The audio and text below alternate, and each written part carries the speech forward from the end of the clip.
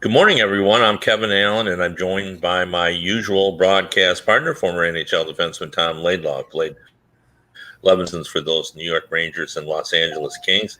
This is the Laidlaw and Allen Report. Come to you twice a week to talk all things hockey. And what we're talking about now at least this week, is going to be the upcoming free agent signing period and what happened last week. Lots of trades went down. But before we get started, Tom, I just wonder, are you kind of an Olympic guy, or could you care less about? You know what? I have been in the past, but I haven't watched the second of it so far. To be honest with you, I haven't turned my TV on probably weeks. I've just gotten away from watching TV at all. So, yeah, it really doesn't excite me that much. No.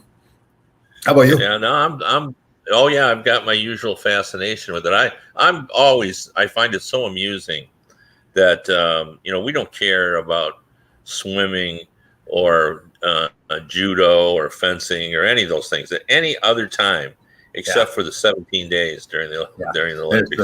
Like, I watched the judo match, and it was a 5. The American in the bronze medal match was winning 6-4, I think, going into the third round.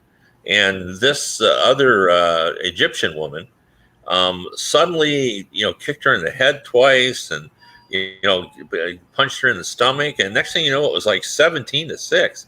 Like, I didn't see a thing. Like, I'm saying to my TV, I need instant replay there. I didn't see any kicks to the head, and boy, it was quick. You need to call somebody. Yeah. So anyway. What? Barry Shelley always impresses me with his intelligence and his taste, sense of style, and everything. Right?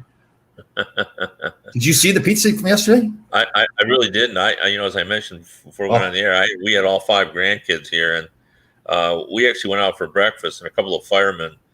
My wife and I had our 5 grandkids all lined up, and 3 of them are under 4. And this fireman comes by and puts his hand on my shoulder, and he says, "Man, you guys got your hands full today." And I said, "Yeah, we do." And the waitress said, "Are you on your way to the zoo?" And I said, "Why would I go to the zoo? I got a zoo right here." So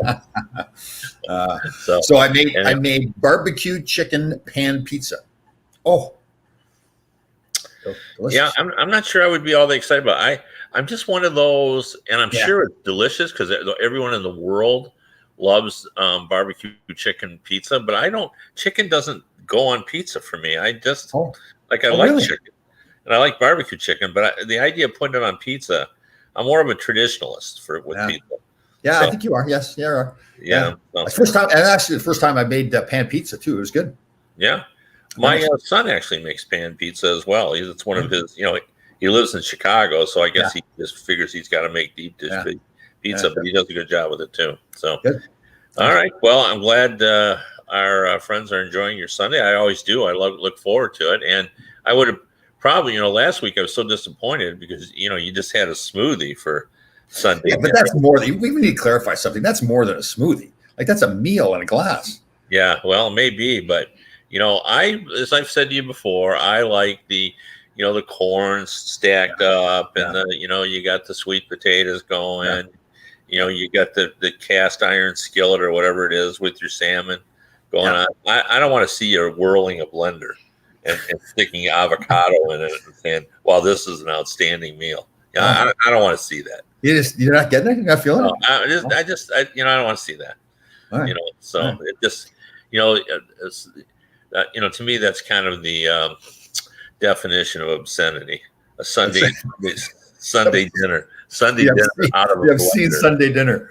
Sunday dinner with that. So anyway, a lot to talk about, Tom. And I guess I want to start out and play just a little game of deal or no deal. There were a lot of trades being made. And let's start out with one that involved your former roommate. Donnie Waddell was your roommate, right? At one point? That's right. College, Northern Michigan. Yeah, Donnie Waddell, Carolina Hurricanes general manager, and he trades his starting goalie, at least for part of the season last year. I'm drawing a blank. Who's the starting goalie for Carolina? I know. It wasn't Mrazek, right? No. No. I'll look it up. Big Ned. Guess I can't come up with find it. Anyway, I'll find it. You go ahead. So he trades him, and he gets only a 3rd-round pick from the Detroit Red Wings, plus the rights to Jonathan Bernier. Now, this is a guy that was a finalist for Rookie of the Year. Yeah. And, in Detroit here, they're absolutely thrilled by this. The kid's 25 years old. And one of the good stories is he actually lives in Michigan. So he didn't even have to move. As he said, instead of packing up my bags to go to Carolina in September, I'll just load up my car and drive down to Little Caesars Arena. So this was a really big deal. Alex Nedeljkovic. Yeah, right, exactly. Big. Oh, thanks, Susan. You know what? She just counted on Susan here. She always comes up with that. You know? Yeah. So, I'm trying to blank. It's terrible to get old, by the way. No, you're not getting old. We're talking about just a long weekend. It's just the names. Like it's happened to both of us on this show. Yeah, I know. No other thing. Like I've got I got statistics and I got everything else. It's names that just don't come to me. I just lose them, and then an hour later, everything's fine again. But I look at it that there's just so much going on in that brain of yours. You're so intelligent. That's why it gets lost. It just bugs me, especially when you're on radio as often as I am, and suddenly you just forget a name that you've said 15,000 times. Yeah, but anyway, that trade, Donnie Waddell. Right now, they don't have a goalie.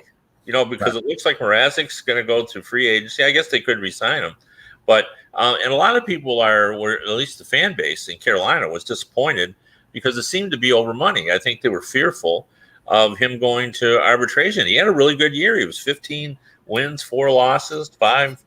I don't know this. I haven't spoken to Don, but you wonder how much the owner got involved in that, right? He does have a little bit of that reputation that, listen, either the player accepts what I want to give him and is grateful for it, or we're going to ship him out of here kind of mentality, right?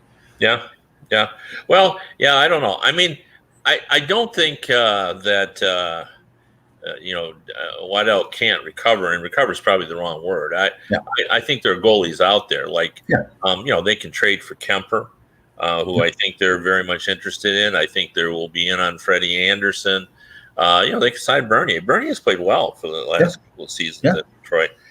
So there are options for him. But, when I thought the fact that Yzerman re-signed the kid for $3 million, it sort of made Carolina look bad. Like you couldn't pay $3 million to, keep your goalie that played well. He played 9 playoff games. 1.90 goals against average. I think his save percentage was in the 920s. So I don't know. That was a kind of a strange deal, but like I said, in Detroit, they're absolutely thrilled by it. Now, what about the Vancouver deal? So Vancouver gets Ekman Larsson. Oliver Ekman. Yes, I forgot. I forgot about that. Yeah, 6 years left on a contract, paying him over $8 million. But they also get Connor Garland, a good young player. But they give up, and the players don't matter who they gave up, but Bickle and Russo, but they gave up the number 9 pick, which is really kind of what they gave up. And Arizona drafts Dylan Guenther, who some people had ranked as high as number 2, and people think he could really be a scoring star. But how do you view this? When I wrote my analysis of it, I said when I said I had to pick a winner, I said I want to say nobody wins, because if you're an Arizona fan, aren't you going, what are you guys doing here? Connor Garland's a good young player. Yeah. Well, and I think for Vancouver's side, you're saying we want to win now, right? With Oliver Ekman Larsson, the way he's a veteran player now, a real good veteran player. So they want to win now. And part of me thinks too, like if I'm drafting this year, from all the people you've talked to, the uncertainty of this draft, because they haven't been able to see these kids play as much, maybe Vancouver's saying, we really don't know what we're getting here. We know what we're getting in Larsson, kind of player he is. We're going to have him for another 6 years on a contract. So to be honest, I'd like it more from Vancouver's side, because I think Larsson, that's that kind of player that they need there. They lost Markson, the goaltender they lost, or Markison. Right. Yeah. So they lost him. That doesn't replace a goaltender, but that's a really good top end defenseman. So, But if I'm in Arizona, I mean, like they're having a hard enough time. I'm not saying they're having a hard time putting people in the building anyway. So I just don't know, like as far as the fan base there in Arizona, like they're looking at saying, who do we have on this team now? Yeah. I mean, I see your perspective on it. Like I said, I really don't like it from either teams, because I think it sends a bad message. Yeah. If you're Vancouver now, you got this guy for 6 years. He's 30 years old. His last 2 years haven't been as strong as they were before. So he looks like he's on the decline. Now, you got to look at what team he was playing with. But, the Coyotes were pushing for the playoffs last year. Yeah, totally. Well, listen, I remember I got traded. I got traded when I was 28 or 29. And I had a rough year in New York. I was not playing well. And then when I got traded it kind of woke me up a little bit. I got my confidence back. I played much better once I got traded. So, I think when you have a player like Larson that is that talented and he had a bad year in the middle of his career, I don't think it's too much to say, well, okay, he's going to recover. I mean, if he can recover and get back to what he was, then you got one hell of a defenseman. But that's a big if too. Yeah. Yeah. But you still wonder whether, let's just say, and this is what I said about Carey Price when Ron Francis didn't take him. You're getting the worst years of that contract. Yeah. Like when you get to he's 33 or 34, he's going to be $8 million, and you're going to be saying, boy, is he an $8 million defenseman? Like at that point, even the buyout would be like you're stuck with him for a while. So he's got to work out. But I do love the Connor Garland aspect of that trade because you're getting you didn't get Dylan Guenther, who you could have taken at 9, but Connor Garland is a more advanced form of that. So, it's not the end of the world for them. I just thought just so much a little bit more than I would have wanted to pay. Yep. Okay, let's talk a little about the Flyers. I think you got to credit where credit is due here. I don't think any general manager has done more to try to upgrade his team than Chuck Fletcher has done. I mean, he's brought in Ryan Ellis, who I think is a really good two-way defenseman. Yep. I like him. He's brought in Rasmus Ristolainen. Now, not everybody loves him. He's not everyone's cup of tea, but he's a big-bodied guy. Yep. He's got a lot of experience. He'll be on the second pairing there, I would assume. That's a good deal. And he's brought in Cam Atkinson. Yeah. And he got rid of Voracek's $8 million deal, replaced it with a $5+ million deal. Why would Columbus want to do that? I don't get it. Well, I mean, I think that's a fair statement, but Voracek was a very popular player there when he played. That's true. Yes, I forgot that. Yep. But he's not the same player. And but what's interesting is, it's not like he's not producing at all. Yeah. Voracek, gets points. I think he was in the 40+ point range. So that's an interesting deal. I thought they gave up too much for Ristolainen, a first and a second. Yeah. I don't know. It just seemed a bit much. I don't know that Buffalo had a whole lot of options on him because he's not. The analytics people don't like Ristolainen very much. Yeah. They just think there's. I'm with you. Like, if you can get a big defenseman that can play a right shot defenseman too, he is a right shot, correct? Yes. Yeah. To me, that's a hard player to find. Yeah.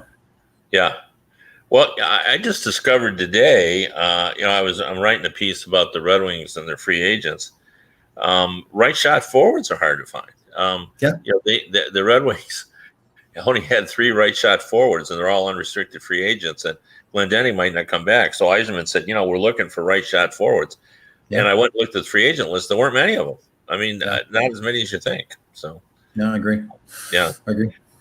Anyway, you had something you wanted to talk about what the Canadians okay. We have to go back to the reach that this show has, the people that listen to us and follow our instructions closely, right? So Mark Bergevin. So I said last week that what was the guy's name again? The young boy that said he did not want to be drafted. We're off of with Dave's today. We are bad. We are Malloy. It's Malloy. Yes. Malloy. Yes. Yeah. So I think the general consensus was, okay, you got to respect his rights that he says he doesn't want to get drafted. So he's the young player that when he was over in Sweden playing during the pandemic, something happened. I believe he took a picture of a woman during intimacy and broadcast that picture around. He got in trouble for it. He's acknowledged that he did it. From what I understand, he's not trying to deny he did it. And he, in his mind, he said he wanted to concentrate on getting himself better and not be drafted. So he asked the teams not draft him. Now, he does not have the right to say, don't draft me. And really the draft, just so people understand, I think it's a misconception sometimes. The draft doesn't mean that player now belongs to that team. They have the rights to that player. He doesn't belong to that team until they sign him. So he, they have, you mentioned about having mini camps and all those kinds of things. He doesn't have to attend those mini camps. I mean, in the process of getting into the organization, it would be good to go to those camps and everything.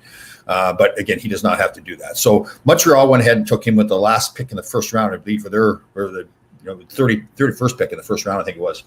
And I thought Bergevin came out and made a statement saying, "This right, we're going to help him through this process." Now, you mentioned before the show, rightfully so, he's one heck of a hockey player, from what I understand. A big, hard-shooting defenseman, rugged guy, can do it all. So he's a heck of a player too. So obviously Montreal's not going to take him in the first round unless he's a good player that can help him down the road. But I don't mind them doing this. I'm thinking they're saying, okay, we got a chance of a really good young hockey player here, and we'll help him through the process, and show him, give him guidance, help him along. So I know that they took a lot of heat for doing it, but I liked it. I thought it was a good move. Right? It's not like, again, everybody is taking a player because he's good. They think he can help the team down the road. As long as they all do the right thing now and really follow through and make sure, okay, is the victim okay? Make sure she's all right. Help him be educated about what he did and learn from his mistakes. I don't mind at all. Well, a couple of points. I think it was probably likely. I mean, I don't know this for sure, that someone was going to do it. Yep. Take him in the second round. But the problem I have with it is, it wouldn't have been nice because, and again, I didn't talk to Mark about this, so I don't know for sure, but it sure feels like this is not really being done because they want to help this kid. Right. It feels like it's being done because they wanted this good hockey player and they got him lower than they could have gotten him. Yeah. And they're going to get a bargain out of this. And I just thought it would have been nice for them to respect the kid's wishes, to try let him do it, kind of his way, and then come back next year maybe when he's had and re-rack it all over again, almost like a gentleman's agreement. But maybe we aren't dealing with gentlemen. But what changes though? See, that's the thing for me. Nothing's changed because they drafted him. Again, he does not have to attend any camps or anything like that with Montreal. He is under no obligation whatsoever to do it. So nothing really changed. Well, but he's still drafted. He knows he's drafted. I don't know how that changes him. 2 years. Now he doesn't. He have 2 years to sign, or is it just 1 year? Yeah. 2 years. They have 2 years to sign. 2 years to sign. So he's still there. But it would have been, I don't know. Maybe it's just naive to think that that they're going to teams are just going to do what they're going to do, and they're the rest of it is, But it's I'm sure they will reach out and try to do what they can to help him. But I think they'll do that just because of the the pressure. And I think, and remember, they want to sign the player, and the player could just say, "Listen, I'm not signing with you guys. I told you not to draft me. You went ahead and drafted me, so I'm not going to sign with you." So they've got a lot of work to do to not only help the boy, but make sure he understands. Listen, we didn't do anything wrong to you. We want you as part of our organization. That's why we drafted you. We respect your wishes. Yeah, but I think he is going to sign because I don't think he intended to go 2 years. The impression I had, and it's just an impression, that he wanted a year to get his act together, probably to go to. I'm sure there could be some court mandated, therapy that he has to go through, or whatever. And I think he wanted a year to get that all behind him, and then move forward. That was my impression. Maybe I'm wrong about that too. No, I think you're right, but again, I still don't think that's changed. He still has the ability to do that. Well, obviously, he thinks it's changed, or he wouldn't have asked people to do that. But I don't know where he's getting the opinion that changes anything. Like, why did he come out and make that decision? Well, he didn't want it hanging over his head. I think, and you can't legislate people's thought process. And if he felt that was going to be added pressure for whatever reason, because he was intending, as far as from what I was able to read, to go back and play in junior. So maybe his idea was look, I need to go and get my life in order. I'll just play hockey. I won't worry about, the draft or the NHL and everything else. Now, what you're saying is he doesn't have to think about that. Yeah. You're not in his head. So if that's how he wanted to do it, right. Shouldn't people have thought, well, let's just let him do his thing, and then next year he'll come back, we'll have a complete re-rack. He'll beat the same player he was before, and people will have the same chance of getting him. But you can't do that because they wanted the player. That is part of being a hockey player. There's a system there, and the team has the right to do that. Now, I'm with you, though. I hope they follow through and really do some good things for this boy, and for the victim too. Like, make sure there's a victim. You understand there's a victim in this case, and make sure she's taken care of as well. Like, I hope Montreal does that. I hope the boy does that too. It's not all just about him. So. Now, that's a really good point too. I should be careful too. Here I'm almost setting him up as the victim here by saying, Right. he should be able to do what he wants. But, Right. we shouldn't forget that, the woman was the victim. Yeah, And, totally. and he was charged with this. So, Yeah. And I actually like the fact that he's taken ownership of it too. He's saying, I did it. I did something terrible here. I need to get myself right and fixed. right. So I like that he's done that. And to me, Right. that would be a reason why I want that player on my team, because he's showing that kind of character. I mean, obviously, he's one heck of a hockey player too, but he's not this young guy that is denying it. It hasn't done anything. Just saying no, it didn't happen or whatever it was. He's acknowledging it and he's trying to get help. So, Well, it's hard to deny it when you've put it on Instagram. yes. So that was the issue there. So, yeah. Anyway, still a lot going on. Jack Eichel has not been traded. They haven't moved off. Tom, their 4 first round equivalency. See, I don't understand why they're negotiating that way. Like, let's say you've got 10 teams that are interested, and say, I'm not putting a price on it. What you tell me what you want to give me for them. And I don't know why. That's what they did do, but then they've said when apparently they've gotten a lot of offers, but they said, look, you're not close because we're looking for this. So they've gotten a lot of offers for them. I mean, that's the impression I've gotten. Right. But I don't know. I thought it was interesting that on one hand we had the Buffalo Sabres saying, hey, look, if he's not traded, we're willing to have him come back and play. Yeah. And then you had the agent saying we fully expect to be traded. So, I think we know where Eichel is on this situation. Yeah, that's with that level of player. If you get him out there in the market and you're shopping around, you can't have him come back. I mean, it's just shopping the play around. So that's. I mean, listen, Vegas did it with Marc-Andre Fleury. They were shopping him around. And he stayed on the team, and he played great. But he's a veteran guy that is really showing a lot of character, right? And he really handled it well. A different player there too. How about the Rangers trading Buchnevich to St. Louis for Blaze? Yeah, I wasn't surprised about that, to be honest with you, because you have to give up some stuff. Although I didn't think they got enough for him. But I agree. I think partly they needed to change the culture of the team. And Blaze is that gritty little guy, banging bodies like a third or line guy. Problem is, Buchnevich had some tough years here for a while, and he finally started playing better last year. And it really looked like he had figured it out and was a good player. So they're going to say, well, you got Sammy Blaze, but it's a different kind of player. You're changing the culture of your team. And you've got enough other guys like Buchnevich that are coming up, with Capo Caco and Lafreniere and all those guys. So I can see why Ranger fans would be thinking, geez, we didn't get enough. But again, it's the changing of the culture that really, really matters for them. So. How will the players react to that? You're a former player. I was reading an article. I don't know if it's true or not, but they're saying that Panarin, Buchnevich, Zibanejad, and Kreider were all upset about the trade. Yeah. You know what? I remember when guys got traded. You may look at it and say, "Well, why'd they do the trade?" But you've got to worry about yourself and your game. Get ready to play. I think that's one of the biggest things that hurts teams sometimes. That they start trying to be general managers, coaches.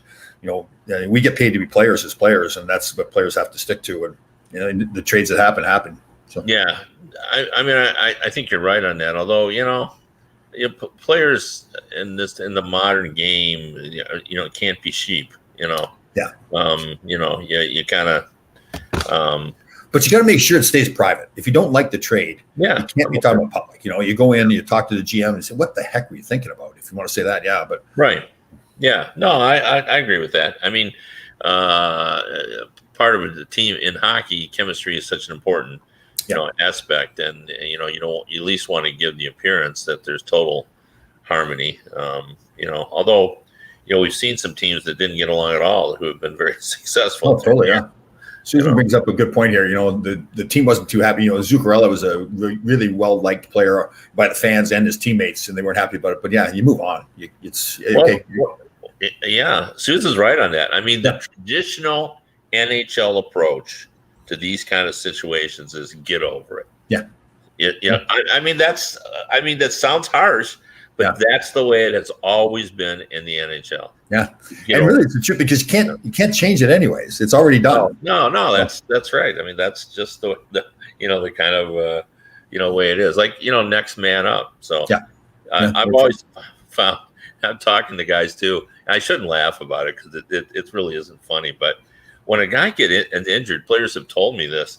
He's like a pariah. Like he's done. He's out of there. Like you don't show up. You don't feel like you're part of the team because that's an unbelievable feeling. So my first 4 years in the league, I never missed a game. Herb set me twice at the end of the season to rest me before the playoffs, and those are the only games I missed. Then in my 5th year, I ruptured my spleen, so I was totally removed from the team. And the guys, you're looking around and saying, "Guys, I'm right here." And the guys have moved on. They're getting ready for practices. They're getting ready for games. Yeah. When I tell that to people, they go, "No, not hockey players." And I say, honestly, it seems strange to me because I find hockey players to be among the nicest people that I've ever met. But in those situations, I have been told that they're harsh. Like they don't want you around. Like I've had guys tell me, I felt like they didn't really want me around. They've done. They got to get that next guy. He's their guy. That is an awful feeling too. Like, and I did it to guys because I had to concentrate on my career. I did it to guys when they got hurt or they got traded. I remember I got traded too. I was devastated. I got traded. I love playing in the Rangers. I had a great time in LA. About that is fans, I don't think really know that goes on. I bet that if we ask Susan knows more about it as a fan than most. Right. Was Susan aware that that's how injured players are treated? I'd be curious to know. That is true. But it is true. Remember, I got traded. I was devastated, thinking this is an awful thing. The guys didn't care. They moved on. Your closest friends, like they'll say. I mean, again, I'm using my experience with Bernie Nichols doing his book, and he and Wayne were really, really tight. And I've asked him, I'm not surprised that Sue's pretty wired in. Talking to Bernie Nichols about, he and Wayne were tight. Like they went everywhere together.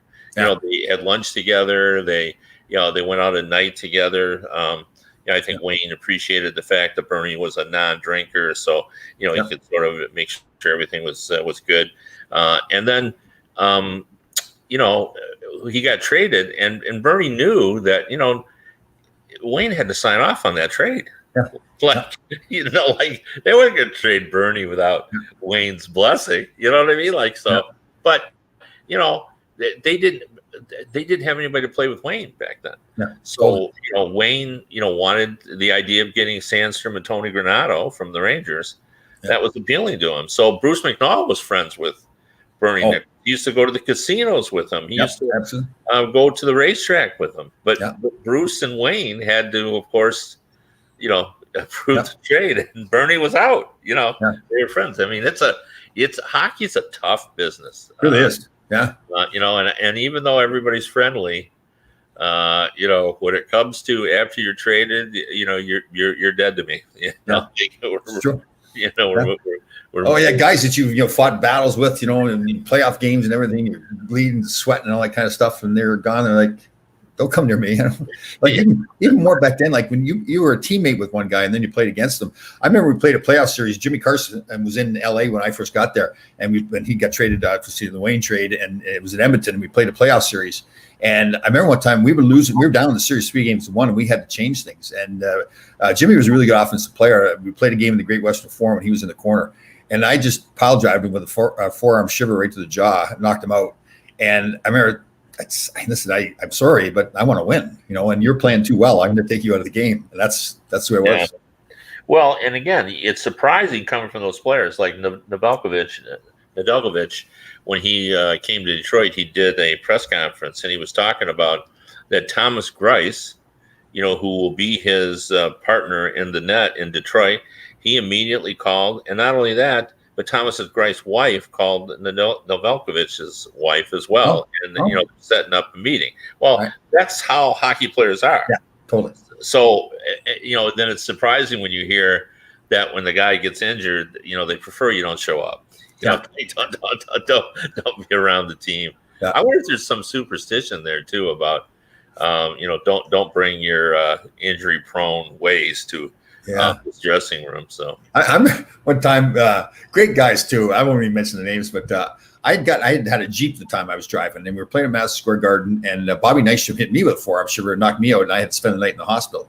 So these two young players who didn't have a car, they took my Jeep, which is fine. You take the Jeep, and they had to practice. I came out of the hospital and went right to practice the next day, and they weren't happy because they didn't get to drive the Jeep anymore. I remember looking at them, they saw me walking in, and they're like, "Oh God, now we got to get another ride." It's like, yeah.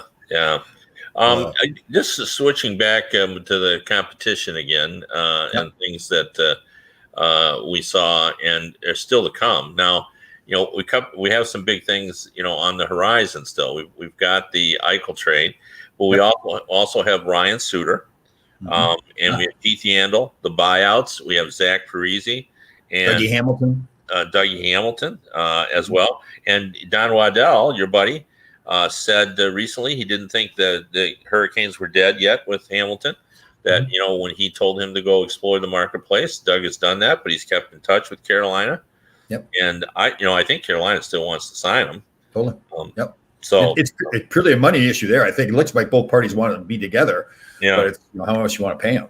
And again, I think one of those issues with Carolina is the it's not that they it's kind of hard to phrase, but they're more concerned about the precedent. Like if they give him $8.5 million or $9 million, do they what are they going to give Svechnikov?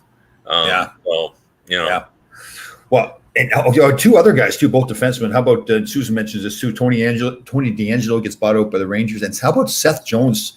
I get traded to Chicago and signing that contract. What it was like 8 years, $9 million a year, something like that. Nine and change. Yeah. Well, now they're right back. The Blackhawks where they were before. Yeah. They had those players. Back then they had Taves and Kane and Duncan Keith and Seabrook. Yeah. All making big dollars, and finally they get rid of Duncan Keith, so they bring in Jones, who some people say has declined. You think he's declined? Really? Well, some people said that. I'm not among them. I like him as a defenseman. That big young guy can skate, move the puck, and play the body. I think that really pushes Chicago up a lot as a hockey team. I think, and they're a good young team. Like they've got a lot of good young players there who can play, some offensive guys. Yeah. And the one thing about Jones, and I brought this up on a radio show, you get an extra probably 3 or 4 minutes that you don't get from a regular defenseman. Like he can just play forever. Like he's just remarkable. When you guys, they go hard on a 40-second shift or a 35-second shift, and you look on the bench, they got their head down and they're just trying to recover. He never has his head down. You look over him, he's just watching the game, he was just walking on the beach, He's an athlete for sure. He's more than just a hockey player. He's an athlete. Okay, Tony DeAngelo then gets bought out by the Rangers. So we all know his history. He had a reputation before the social media and all the comments. He got in a conflict with his teammates after being warned that he really needed to be careful what he was doing. But the flip side is he's a heck of a defenseman. Yeah. He's a big-time point producer, plays a lot of minutes, can carry the puck. He's feisty out there. I mean, as a hockey player, he's a good hockey player. Is somebody going to sign him, and who's going to sign him? Yeah, somebody is going to sign him because, as we've just documented before, this is a cutthroat league, and it's all about winning. And the people will joke around that here's a prediction for me. How about Lou Lamoriello signs with the Islanders? I said, you're going to come in. You're going to come into our system, and you're going to conduct yourself the way we have our players conduct ourselves. Yeah. Well, if anybody could get him under control, it certainly would be Barry. Another, they don't need him, so I don't know that they'd be doing it. But if you look at David Poile, he has never concerned himself with those kinds of things. He's brought in some, especially players he can get at a bargain. Yeah. He brought in PK Subban, right? Traded Shea Weber for him. So, yeah, that's right. He's been doing that. So I had kept hearing that Calgary would be interested. So I heard that too. But we have a guy on our Thursday show whose brother works for that organization, and from what I understand, that's just not accurate. They just don't like him, eh? Yeah, it's not that they don't like him. He doesn't do it for him. It's not like they want to go and get him. They're not saying he's bad, but it's not what they want. The other thing, then maybe how about Edmonton? Yep. Yeah. And maybe he would be better served to be in Canada, where his politics the fan base isn't going to be riled up by him. Yeah, I know. So yeah, that's true. That's an issue. Yeah. Yeah, so. So you're going to go with that? You're going to go with Edmonton? I'm going Lou Lamoriello to sign him with the Islanders. He's going to sign him to a 1-year contract. Say, okay, listen, you're going to prove that you can keep yourself under control and play like you were in the past. Then there'll be another contract for you. Yeah. How about How about Donnie? Yeah. With Brindamore there. I mean, yeah. Okay, so Carl says New York Rangers completely screw this up. I don't believe that at all. And not just because I'm a former Ranger and working with all that. I just don't think the Rangers did. They gave him every opportunity in the world to try to help him, say, get off the social media, clean yourself up, don't talk like that. He got an opportunity to play, and he deserved the opportunity. So I don't think they screwed up at all. Well, but and the other thing too is it is a misconception, and I was just guilty of the first thing I brought up is keep us as politics wouldn't be an issue in Canada. So I'm guilty of that too. But the reason he ended up losing his job with the Rangers was not his social media. Right. It was the insubordination. Yeah. With his coaches and how he handled the interaction with his teammates. Totally. Yes. Yeah. I mean, the other stuff had led up to it. If it had been just that one incident with I think it was Georgiev he got in a hassle with. But if all the other stuff hadn't happened, it wouldn't finish. But listen, you know how big I am. Okay, Carl, we're going to have a discussion here, Carl. Destroy his value by going public. Well, when you cut a player off your team, it's pretty hard to have it not go public, right? So, yeah. Well, the other thing too is, so are you saying though, you with the teammates, had he not had the other stuff, so you get one free punch against the teammate and you could survive that? Well, we had a lot of instances of practices where guys going at each other. Guys didn't like each other. I mean, I saw Glennie on the ice or in the, this was outside the dressing room. On the ice. So I'll tell you a couple of stories. Glennie Hannon was one of my all-time favorite teammates, but he was all about the team. And we had a meeting one time. We weren't playing well, and Thomas Sanson was on the team. And Thomas, at that point, didn't speak very good English. And another player had made a comment that everybody there, like, it was kind of a silly comment, but most people just go, don't worry about him. That's just the way he is. But Thomas didn't understand what the player's comment was. He says, I just agree with him. So that was kind of contrary, and what was being said was kind of contrary to the team attitude that Glenn loved about the teams he was on. So he was hot. We went out for practice, and Thomas Sanson had a habit, especially early in his career, of shooting high on the goaltenders. It was kind of against the rules, right? Not against the rules, against kind of the code. So Thomas Sanson comes down, fires one near Glennie's head. Glennie gets out of the net, just going nuts after Thomas, chasing him around. We calling him every name in the book, and we had to pull him back. So everything settles down. Glennie gets back in net. About 10 minutes later, Thomas Sanson comes down again, fires another one at Glenn's head. Out he was again, chasing him around. So it happens all the time. We would one incident. We had, I'll tell the story. They're great friends now. Steve Richmond and George McPhee were really good friends. And this is when we didn't wear helmets in practice. And something had happened. The two of them got tied up together. They started swinging sticks at each other's heads. And we had to get in there and stop them because they had just lost their minds. And they both got cut a little bit, not bad, but got cut. So we took them in the trainer's room at our practice rink. And the trainer, I guess he didn't realize what had gone on. He says, listen, guys, you can go back out to practice. I've got this under control. And we left, and we shouldn't have. All of a sudden here, they were throwing chairs at each other in the trainer's room and everything. So that stuff, I mean, it doesn't probably happen as much now, but it definitely happened back then. And those guys are great friends. They each wrote a letter to each other, and then they forgot all about it and moved on. So they wrote a letter. Yeah, they wrote a letter to each other. Wow, that's really unhockey like. Yeah, I know. Yeah, most of us can't write. Is that what you're saying? No, it's just you settle it by over a couple of beers. You know? Absolutely, yeah, definitely. So what do you do in a fight on the ice? Do you let them go, or? Well, if it's two guys that are just swinging punches at each other and it's fair, and that one guy's getting beat up, then you usually let it go for a while, and then you jump in. The coaches really say, okay, that's enough, and then the players jump in and stop it. But it really does, who's in the fight? Is one guy not a fighter fighting a guy that is a fighter and getting beat up? Then you stop it for sure. But man, it was. They're funny because and there's one of those things. Once you get in the fight, then it's something the guys kid you about it for the rest of the year too. They're always on it, you two going to kiss and make up and all that kind of stuff. So, it's funny too about and we've talked about this many times. The personalities of guys who end up in fighters or tough guys.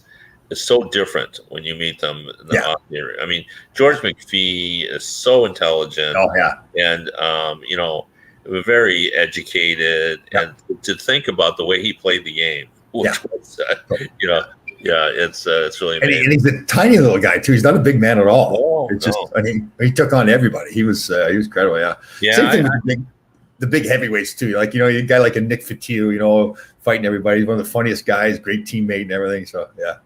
Dave Brown, I really Yeah. like Yeah. Dave Brown. Yeah. Dave Brown. That's a good, really good example. Yeah.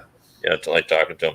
Anyway, you've been watching the Laylaw and Allen Report. We'll be back on Wednesday. If you want to read me, hockeybuzz.com or Detroit Hockey Now. And Tom? Nice. And if you want to listen to the radio version of this show, you can go to 365 Sports, which is on radio.co. Again, radio.co on 365 Sports. So everybody have a great day. We'll see you on Wednesday.